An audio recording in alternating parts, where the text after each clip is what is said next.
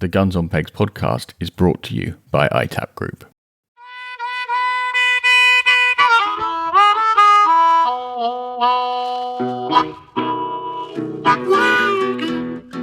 Hello and welcome to the Guns on Pegs podcast. My name is George Brown and I am joined as usual by Chris Horn. Hello, George. We're delighted to be joined again by Harry Hutchison as well. Welcome back, Harry. Thank you for having me. Very happy to be here again. Well, I'm really looking forward to this chat, Harry. And I want to start by saying your Instagram channel has grown pretty rapidly. When did you make the decision to start posting about field sports in earnest, rather than just sort of recording days out in the field and that sort of stuff, but actually sort of talking about field sports a bit? It started posting probably about 7 weeks ago. And it was the first kind of video about that was I was at work sitting, went out, let my dogs out and sat in my van for a minute and literally recorded a sort of like 30-second rant about vegans. And actually it wasn't a rant about vegans. It was a rant saying that I think vegans, I have a lot more kind of respect for because they basically don't eat meat, and if they're against shooting, at least they stick to their guns. They don't eat meat, and they're against shooting. They kind of are against killing animals in general. It makes sense.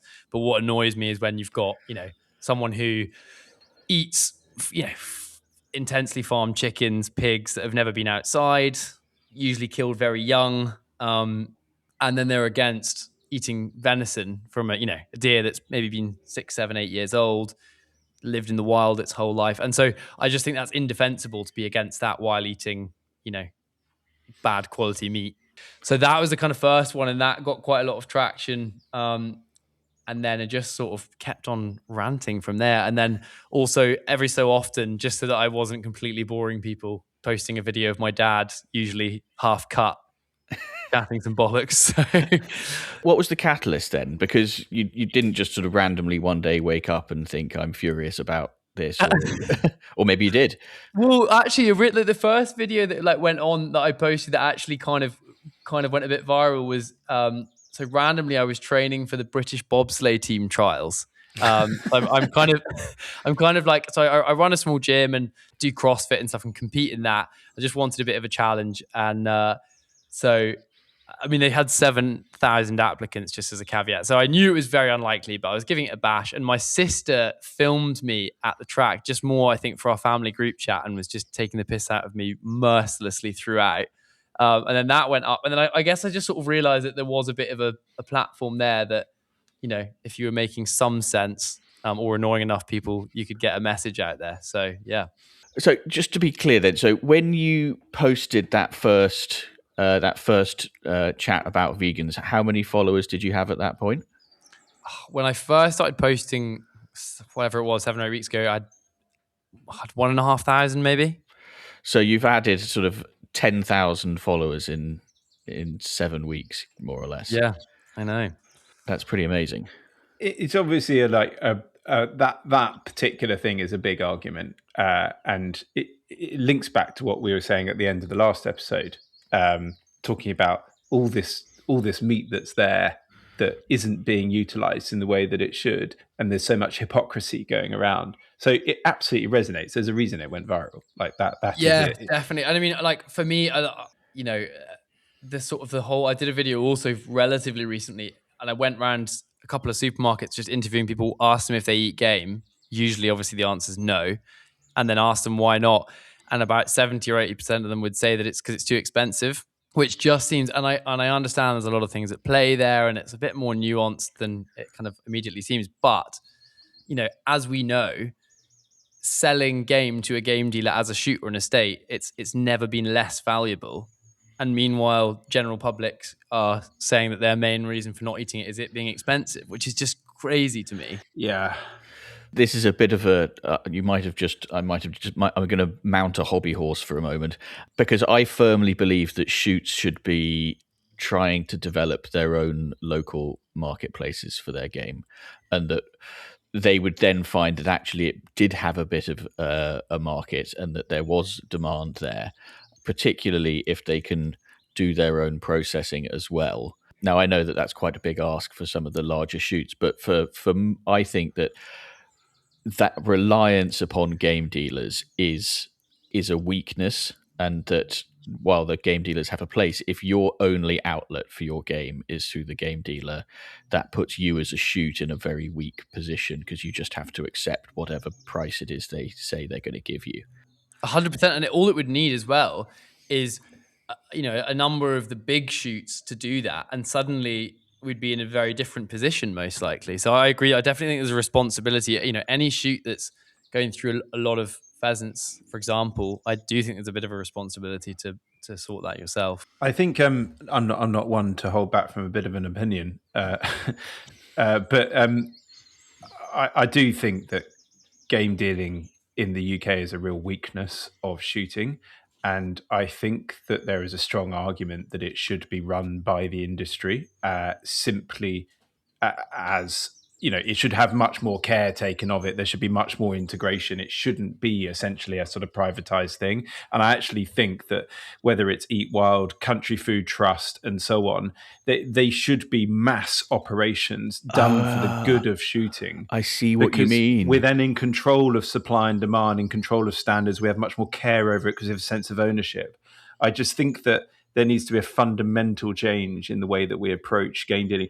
Such an interesting idea. Because there are some really good ones out there. There's some BRC. I don't know if you know, BRC is the top accreditation that you need to be able to supply to supermarkets. And then the level down is SALSA. And it doesn't take a huge amount to get SALSA accreditation, but that you can also still supply by being the one below that, which is essentially an Arctic container. Now, the problem is there's too many of those, and the quality is just not there. Now, the bigger issue is actually the quality that they are receiving from the shoots. That is the biggest issue right now. Game handling is the biggest issue when it comes to this side of the sort of shooting process. But if there was a more connection, more ownership, more understanding, we could start to get on top of that. But what you're suggesting is effectively a centralized game processing distribution network, or not necessarily centralized, but centrally operated by the shooting sector, because getting that meat into the food chain is such an existential thing. Yeah, 100%. And I mean, and look, let's be honest. It's May 2026. In 2 years' time, we got a whacking great problem because is it 2 or 3? I can literally. I mean, it's around the corner. We've got lead is going to be completely banned. The supplies to Europe are going to go through the floor. And so we are suddenly going to have a monstrous amount of game that needs to be homed in the UK. For me, the only solution to this is the Country Food Trust, because not only, the 75 pheasants that we spoke about in the last episode is the top solution, i.e., can we all just get our act together and start eating more? Point number one. Secondly, we should use this quality lean protein to be shared more widely, paid for by us. It's peanuts to cost to the guns. And it's our opportunity to let everyone else know what a great thing they're missing out on. And so that, for me, is where the Country Food Trust comes in, because it distributes meals to people in need, venison, pheasant, partridge. And they could, hold on. Sir Brandon Lewis, chairman of Country Food Trust, let's get him on the podcast. Let's talk to him about this. And that's a very good. We've been talking about this sort of off air, trying to get Brandon on, and now you've said it on air, so it has to happen. It's good. Good tactics. Yeah, you started this with, "I'm not one to shy away from a rant," and then you've proved that right. So let's get back to you, Harry. Did you have a plan? Not at all. No, literally not at all. And I still kind of don't. I mean, I guess overall plan is just to.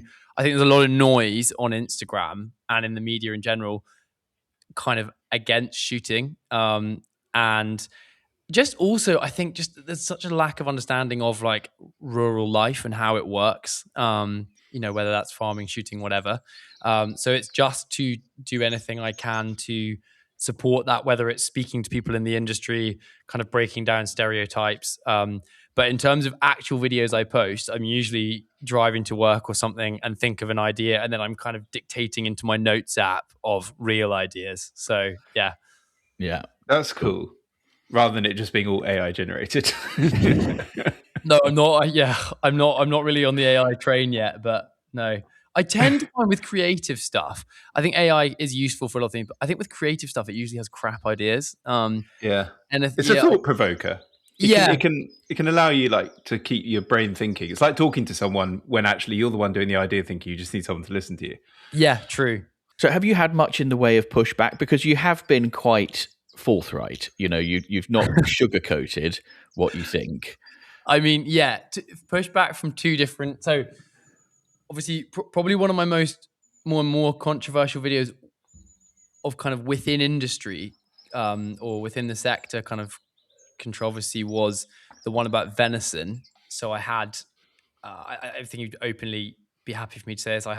I basically spoke about not being delighted that we have a lot of New Zealand venison in the supermarkets was the main, and a little bit about the price that estates are getting for venison. That's so polite of you to put it that way. Yeah. And I had the owner of Highland Game, who basically run the whole kind of venison show in Scotland, Christian Nissen, who I know, ring me up, and he, as you can imagine, wasn't delighted. And I'm hoping we're actually gonna have a sit down interview and film that. That's the plan. That's what that was the kind of decision we came to. So a bit of pushback from that. My main thing with that side of things is I understand that at certain times of year, like now, for example, there's not probably enough supply of wild venison to fulfill the sort of supermarket demands potentially. Hold on, have they not got loads in the freezer? I know this is a whole nother point, but then it's down to the standards that the supermarkets want. So that's a whole other thing, and a lot of this comes down to supermarkets. This is what I said to Christian. It's not at all an attack on him or Highland Game necessarily. It's just more. There's a lot of things at play: consumer wants, supermarkets. But my confusion with this lies around, why can't we, if we are going to use farm deer sometimes, why can't it be British? And then you dive into that a little bit more, and you guys probably know this, but there's only one abattoir in the whole of the UK now that can process deer, kill deer, process them, Dovecote Park. And actually, I just got an email from them yesterday. I'm going to go down and do a video with them and speak a bit about that. So that's kind of limiting what we can produce in the UK as well. So there's a few problems at play. So there's that. And then in terms of other pushback, obviously I get the sort of the daily vegan death threats. Well, have you actually had death threats? Oh yeah. Wow. But it's kind of my image usually of a vegan is a fairly scrawny, unathletic looking person. So I'm not particularly scared. And it's always, the main thing I find interesting is whenever you're getting, it's one thing getting kind of well thought out arguments to kind of counter what you're saying, and I quite enjoy having those conversations. But the other one is obviously just, I got a message yesterday which I quite enjoyed. The person's profile picture was a picture of a shell. Their name was 46R27 or something, and they just wrote, "You're a prick." So so that's like my morning checking my phone. I'll get a few of those, but I'm pretty thick-skinned, so I think if you're going to try and make a bit of a difference in this, you've just got to accept a bit of pushback. Gosh, do you guys ever get pushback? With the podcast? Only from friends. Yeah, I've had plenty of that as well, by the way.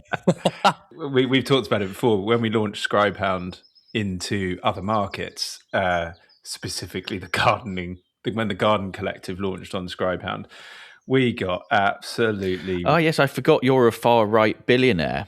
Yeah, I'm one of those. Reform voting... You and Elon. Yeah, exactly, yeah. They would just pull up left, right, and centre. They would put people on research duty to try and trawl up anything about me from the past or whatever, really? And then like do these big 10 image posts about all this sort of stuff, huge great threads of stuff. I mean, they would then hound all the writers to say, do you know who you're associating yourself with? I would then have to go on these calls, all the writers saying, look, I'm not a complete Nazi, this is just it's just absolutely unbelievable the way that they portrayed you. And when we launched into the food sector, they were so much more understanding. They were like, don't worry about it. We've seen all this before. Because obviously, going back to the question at hand with vegans, they're like, there's just lots of extreme opinions. At the end of the day, if you eat meat, you're on our side of the fence. and so that was much more interesting. And then when we launched the Drive Tribe Collective, 0. No one gives a shit. So yeah, it was quite interesting. It was a kind of a shame that we launched the Garden Collective first, but yeah, it was quite horrible. And what's that bloody company? What's it called, George? Which one? Do you mean Protect the Wild or? Yeah, Protect the Wild. Thank you. He's one of your biggest fans, Harry. Yeah, Protect the Wild. I know. I'm well versed in Protect the Wild these days. Yeah. You've done. I've actually really enjoyed those where you've taken some of the videos that they've put out and have reacted to them. They've been. Do you want to just talk a little bit about those? Yeah. So I mean, it's an interesting point in general. I'd be interested to know your take on this. For example, a few kind of older guys from the industry, I think the reaction has always been, don't respond, don't react, just keep your heads below the parapet and it will go away, which I think to some extent definitely used to work. I think now the kind of social media world we live in, I just don't think that really works. And again, I'm very open to you guys. If you disagree with that, I'd be interested. But I think that, there is all this noise, kind of anti-shooting noise on Instagram, and we have got to be careful because everything happens in stages, and what happened to hunting.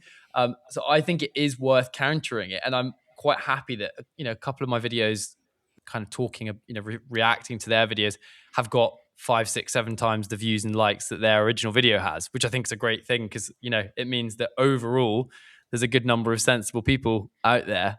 And hopefully that, it's all very well speaking to the people who already shoot, but I'm hoping my ideal kind of target market is people who are maybe on the fence or maybe leaning slightly more towards being against shooting, and then hopefully learn a couple of things. This is the thing, when like people say, oh, everyone's talking about, that line that people say, what that means is like 1.5% or 0.5% of the population are talking about something, right? So the same thing applies here. Social media is designed to suit rage bait.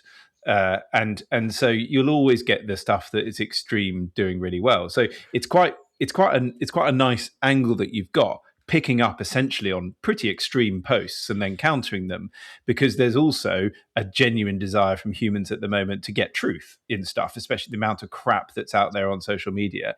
So I kind of love the thing. My concern is the wrong people doing it. And what I love about what you've done is it's done really well. You know what you're talking about. You deliver it in a really nice way. There's a few people like picking up on various points here and there, but that's just classic industry stuff. I think like that bit, the one you were doing when you were comparing a sirloin steak to a. This is bizarre, but I'm glad you brought this one up. So just for a bit of context, I had a venison loin and then a sirloin steak next to it. So obviously same cut of meat, just a kind of a cow is obviously much bigger, so it's a slice of loin effectively. And I was saying, main point was there's a big bit of fat on this. There's not on the venison. And I had someone, I actually know of him. I realized afterwards. Let's not name him. No. But anyway, he shoots a lot of deer. It's in Scotland, and he was saying, "Oh, if we're going to sell venison, let's be honest. You've obviously cut the fat off this." And I mean, I butchered it myself. I would love to say that roe deer in Scotland have a huge big wadge of fat on them, but they absolutely do not. I mean, literally never, at no time of year where we are in Stirlingshire have I ever cut any fat off a roe loin. And, obviously there's a membrane, but so potentially he's in a sort of healthier, lovely, rich grass part of Scotland. But no, so there's always strange little heckles you get like that.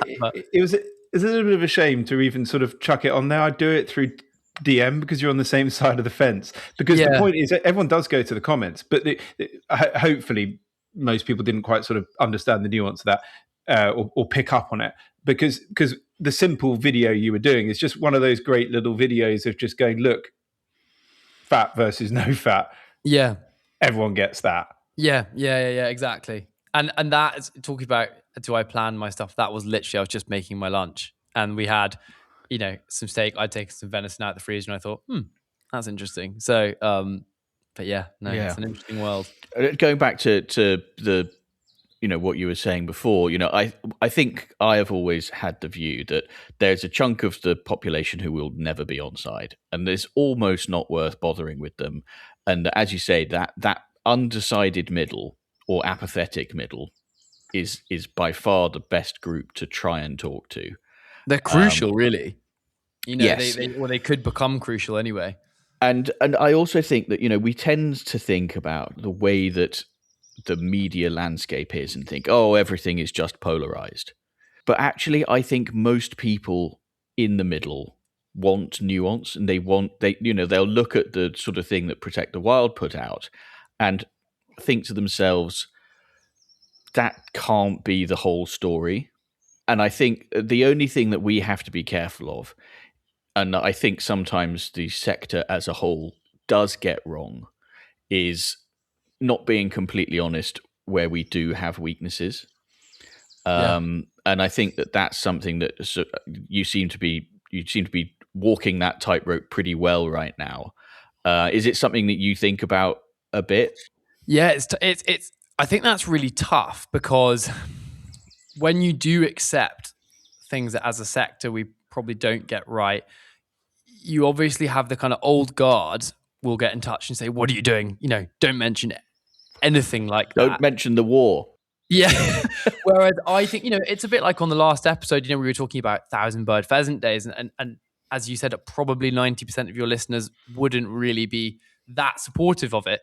So I personally, I think otherwise you just look like a sort of propaganda machine. If you're not having sensible, like relatively, well thought out, two-sided conversations or, things you're speaking about, then it's much more real and people can kind of, feel that they can trust you a bit more, I think.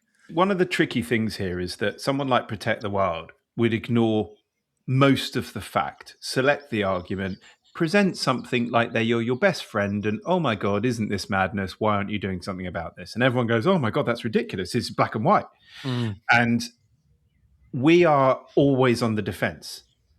And that's a very, very tough place to be. You're much better off being on the proactive side and being the one to generate the story in the first place, if you can. And the danger there is a story, given the way that the media world now works, that is nuanced or is covering all sides, doesn't fly. I mean, the BBC have kind of learned this when they're talking about Trump and Elon. It's much better off if you just go, dunk, there's a story. And then go, okay, it will, and here's the reaction. Well, and good news is not as exciting as bad news. I've always said, everything is fine is not a headline.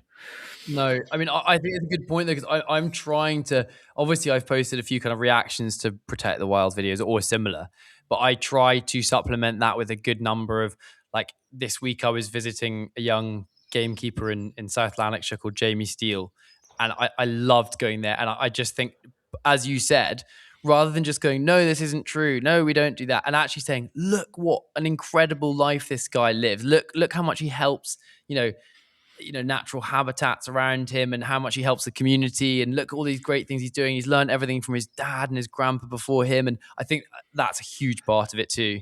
Yeah, and you do it really well. And it's a great strategy, because all the people who are on the fence or don't know are going to see this sort of rage type video, which has got an extreme post which gathers attention, then someone else countering it. They're probably going to click onto your profile, as is demonstrated by the number of followers you've gained, but you would have had loads more clicks onto your profile than that. And they're then going to scroll through. So if you've got sort of a ratio of 1 negative to 3 positive stories, they're going to then see some positive stories, which is the objective of it all. Yeah, and definitely. So it's lovely that you can do that and then get that across. So going to do all the things you're doing at the moment is great. And that supplements then when you get on the attack. Yeah, no, I think we, as you said, probably those videos don't go as viral, but they're still there, and I've still got some followers. And I think you don't want to look like you're just ranting all the time, Yeah. No. In the reactions to your videos, what are the most common? Once you've filtered out the death threats and the people calling you a prick, what are the big sort of counter arguments the most common counter arguments or pushbacks that you've encountered? I guess the biggest ones are the kind of rewilding crew, who will usually have not in every case, but a slightly more science-based and slightly more well thought out counter argument. I guess a huge one is that in Scotland particularly, people acknowledge that there's a deer need to be controlled, but they really want reintroduction of natural predators on a pretty big scale. And if they're more extreme about it, they basically want that to come into play so much that there's no need for deer being shot ever. So that's a big one. Also, in terms of pheasants, just I guess like the impact on other wildlife that they have and the environment around and that kind of thing. That's a big counter that I get a lot. That strikes me as one of the ones that the sector as a whole has not yet got a really good answer to. Yeah. And I think it depends on the scale, like farm shoots that are putting down 500, 800 birds, whatever it might be, and then feeding 1,000 acres and keeping, all the wildlife fed throughout the winter. I think it's quite hard to argue against it, but but 1,000's never the number that's used, is it? It's 50 million. Yeah, I know. Exactly. which is where it becomes harder to contradict, because as we know that there is nuance there, and that 50 million just sounds like a massive number. But we're always on the receiving end of that. It's like, it's not only 50 million. I mean, 50 million is generous. I've seen a lot bigger numbers than that. But it's 50 million. Also, all of them in a pit. Yeah, yes. I know. And so they get away with just making these complete bogus claims. Yet we apparently have to stick to nuance and be respectful and so on, which it's a tightrope. But equally, I think you are always more respected in any argument if you are the one sticking to facts and being more sensible, even though they might get the rage bait views. I think. Yeah, definitely. Yeah. But I think that doing the sort of things that you do where you stick, your reaction on top of the video is quite a nice way of doing it. Because I think often the best reaction is sort of a tilt of the head and a tut, as if to say, a raised eyebrow. My friends absolutely rinse me for those. They're like, so how do you, calculate it? I was down with a friend of mine, Joe Hipwell, in the Borders, who trains gun dogs. And he was like, I love thinking of you sitting there calculating, not to be too sarcastic and judgmental, but equally definitely a sort of disapproving tilt to your head. And, and my family, I was getting a lot of shit for those, but no. The disapproving tilt to the head, I think, is one of the best arguments.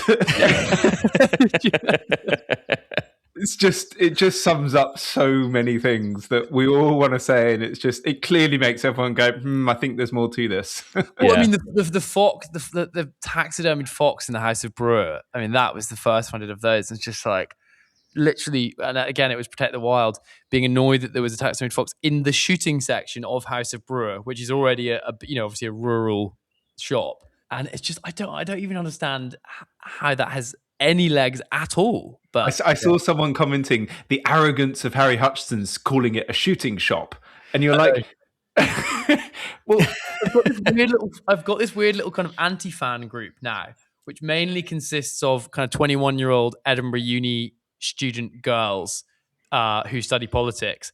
And I think they must have like alert. They obviously don't follow me, but I think they've got like alerts set up on my profile. So every time I post, they're like straight into, arrogance of this like rich, stupid, straight away. And then also ask me things like, have you ever been to the House of Brewer? And I think, well, it doesn't look like your typical stomping ground. And she is in the shooting section. So I don't really know where this conversation's going. It's so weird. People getting so like hung up on things like that. I just don't get it. No, I know. It's crazy. It is crazy. That is just social media through and through, though, isn't it? It's just an extreme thing, which is just going to carry. No, I know. Yeah. Well, I mean, so that getting field sports right online is tricky. We think long and hard about the things that we talk about on this podcast, and the topics that we raise, and the articles that we produce, and all that sort of stuff. One of the conversations we have a lot in the office and that sort of thing is the dead things on Instagram conversation. What's your view on it? Because the two sides of the argument is we should show what we do and be proud of it, and talk about it, and the other is why would you feed the trolls? I think if it's done tastefully, it's okay. Because I mean, we're not trying to hide that we kill things. That's the nature of it. But I'm not a fan of posing with a big grin with a stag. Not against the picture being taken, but for your memory. But I'm not big grin and thumbs up, smiley face with a dead animal. I don't think that's a great look for the sector. I think a a video that involves deer being culled and you see the deer, on the ground after it's been, absolutely fine. That's part of it. But I definitely think kind of smug grinning pictures is adding fuel to the fire. Yeah, do you know what? I think I don't know if we've ever spoken about this, but the expression on someone's face over a beast is such an important point, because I think it tells you the difference between a trophy hunt and a cull deer. Yeah.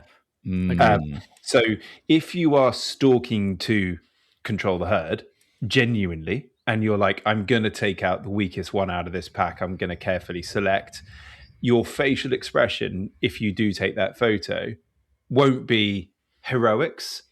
No. And that for me sums it all up. And I think it's a really crucial point. Definitely. I think this is a thing that meat eater have always managed to get really right in their videos, where you'll get the bang, you probably won't see the bullet strike, but then you'll see them, the next cut, the next shot will almost certainly be them butchering it, rather than the kind of that hero shot. Definitely. Yeah, it doesn't. We don't need that bit, do we? I think someone on WhatsApp the other day actually sent a couple of photos, and then they sent a couple of photos out in the stalk, and then the next photo was a couple of deer hanging in the larder, skin off, and that's the bit that you want to see, not the well done, you got it. Like, I don't know. Yeah, no, I completely agree. I mean, and again, you've got a young lad shooting his first roebuck or something. Obviously, he's going to get a picture with it, and that's something for him. But I think social media, just avoid it. Social media is not going to understand that either. No, they don't understand the thrill. And I wouldn't be trying to explain it, probably, to be honest. I think that's a battle not worth picking. But thinking of meat eater puts me in mind of another one of your posts, and we've already touched on your fitness and your gym and that sort of thing. And you were talking about how in the States, field sports and fitness often go hand in hand. I think it's fair to say that in this country, the stereotype of a game shot, even within the shooting community, is not. I think it's a fair stereotype as well. Yeah. So have you got any theory as to why there's a difference there? I don't know. I mean, so I've worked in America a little bit. I worked on a ranch in Colorado for a while that was did pheasants and chuckers, so basically partridges, and follow a few kind of American influencers that are basically a mix of shooting and hunting. I think it's maybe partly due to the style of hunting they do. They do a lot of these 5, 6, 7 day hunts where they go out and camp and they're covering a lot of ground, and you have to be fit for that. It's a bit like someone who's really into stalking in Scotland, into stalking in the hills for reds. They're usually relatively fit because you have to be, especially if you're dragging deer.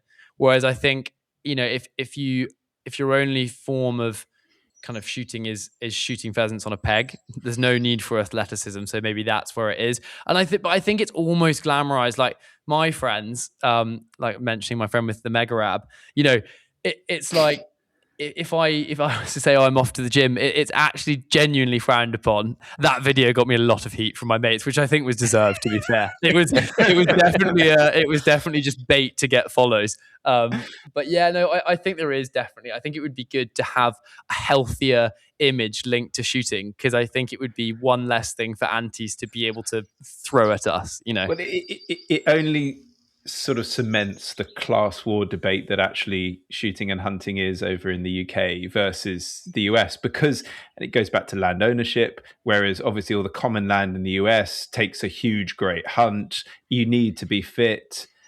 It's cementing the previously thought stereotypes. Definitely. Yes. And again, meat eater is a good example of this. Stephen Ellis, he's fit. He's has to be. And usually people who he has out are the same.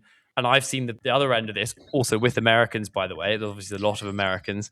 I once had a couple of Americans out stalking. One was a repeat client who'd come for 7 or 8 years. Lovely, lovely guy, quite fit and healthy. And he brought a client of his through work who he'd only ever met on Zoom. And this guy turned up and he would have been, 150 to 200 kilos, I'd say. And Big fella. turned up in these little Dunlop wellies that he'd bought at the Green Welly shop in Tyne Drum on the way up. I love that shot.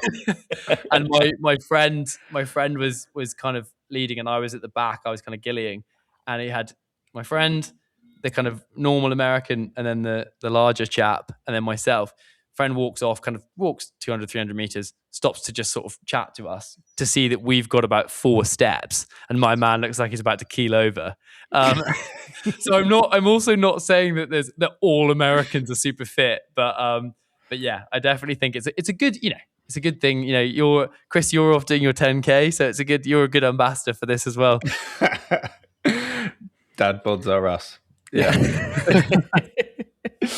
Well, yeah. Speaking of dad bods, because we're going to have to wrap this up fairly shortly, but before we get to a desert island shooting, we have to talk about whiskey.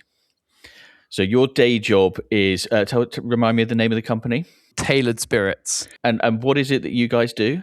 We basically fairly niche. So we create whiskey brands for people. So that could be that you are a smart shoot and you decide that you want to have your own whiskey bottles branded, and you can have them as quite cheap whiskey bottles, like kind of just entry level, or you can have really, really smart ones. You design the label, you choose the whiskey, you choose absolutely everything.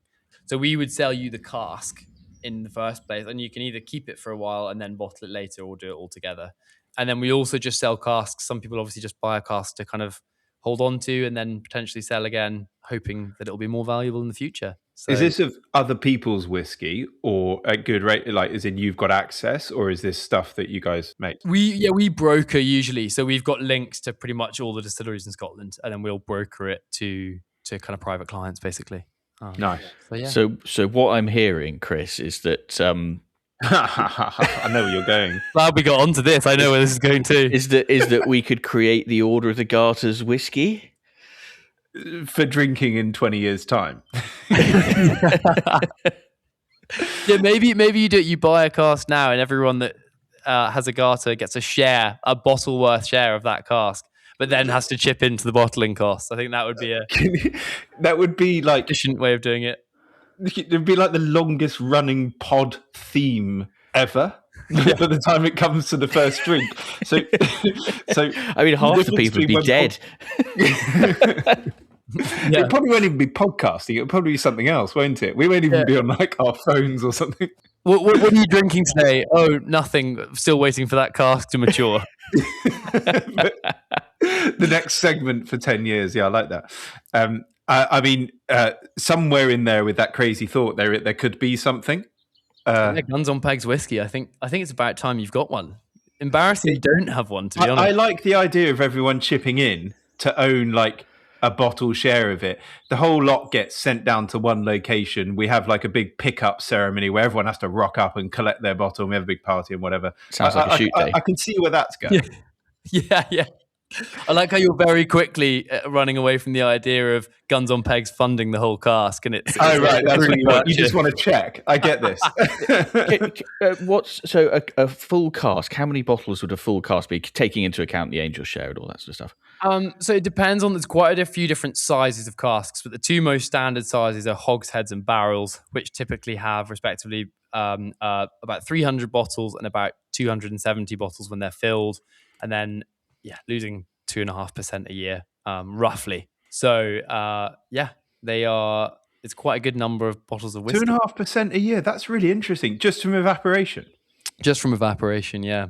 So 2.5% a year compounded.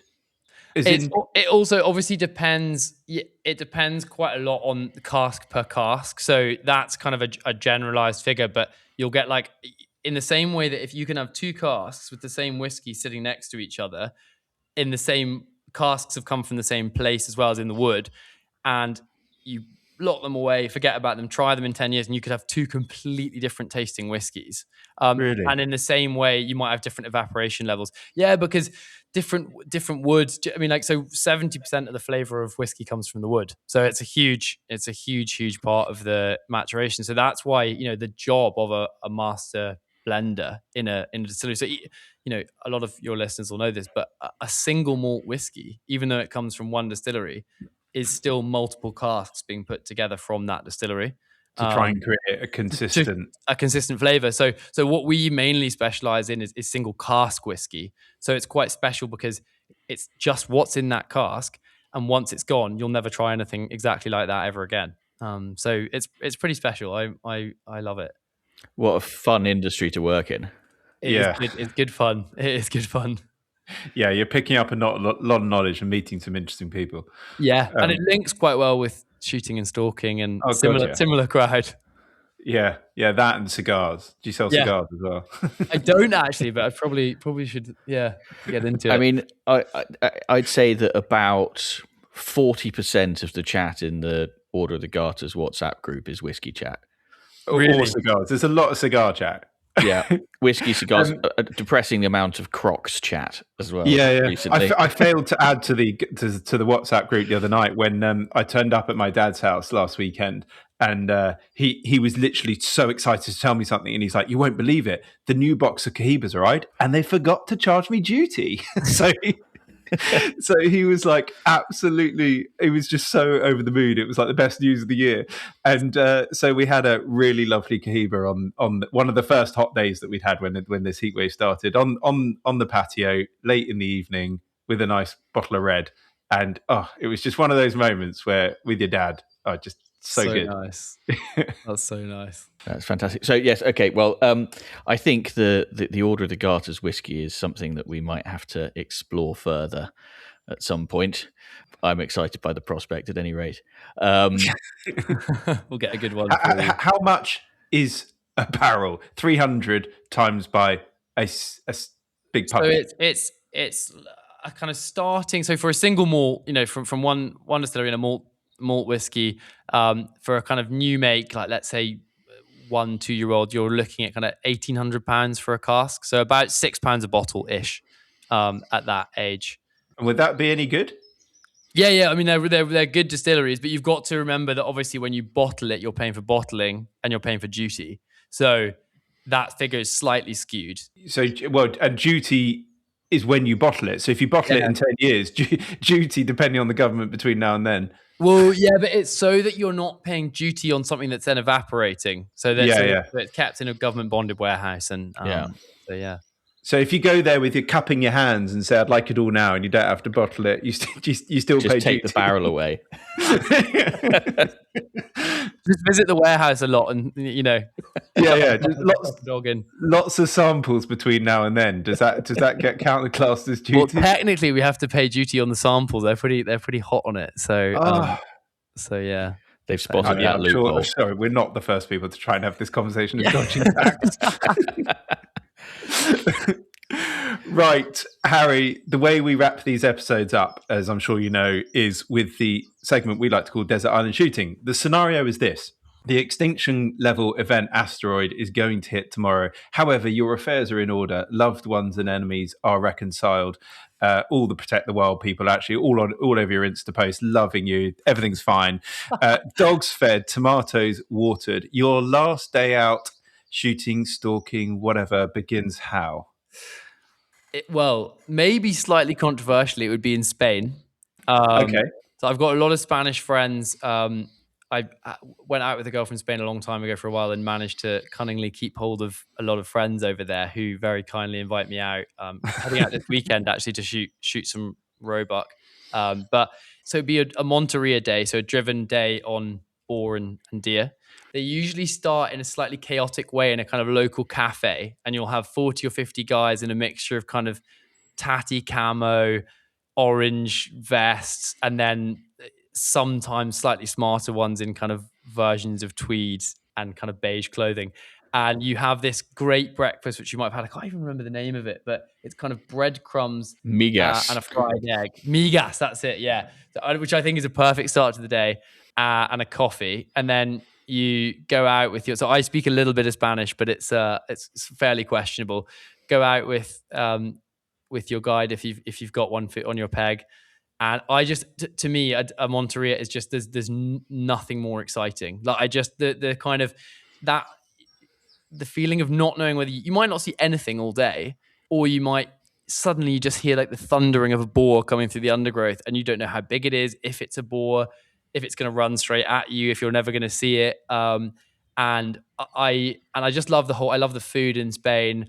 You know, I've got some great mates over there, good wine, and just the whole day I think is just epic. So my desert island day there would be there where I got a good bit of action and had a fun day, I think.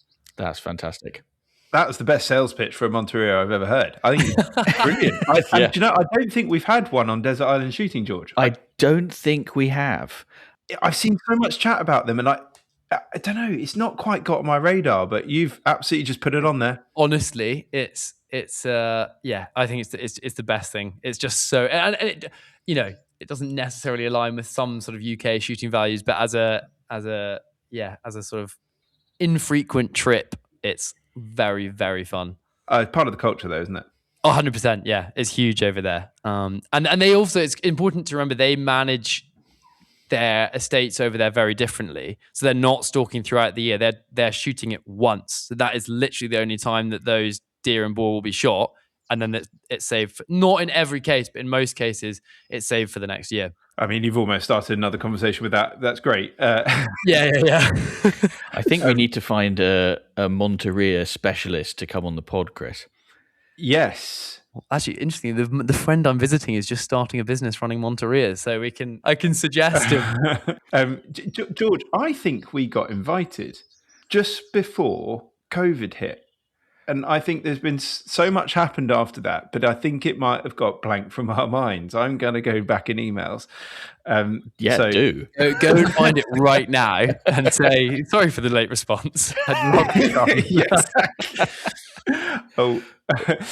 Well, look, Harry, absolutely brilliant of you to join us. Really interesting. And congratulations with all of this stuff that you're up to, and keep it up. You're doing a great job. Thank you. Thank you very much. Well, great to be on, guys, and look forward to the Garters arriving. Well, yeah, thank you so much, Harry. It's been great. Right, so before we go, all that remains for me to say is there's a final reminder that you can get your hands on a pair of the very exclusive Guns on Pegs podcast shooting sock Garters by sending us your shooting dilemmas for us to resolve, or by sharing your unpopular opinions, your forgotten drives, your podcast suggestions, all that stuff. Drop us an email to pod@gunsonpegs.com, and if we read it out in the next episode or any future episodes, we will send you some Garters. Chris and I will be back in a couple of weeks' time when he's back from sunning himself on a Mediterranean island. I'll be back with Jake Salmonavian before that. So until then, thanks very much for listening, and goodbye.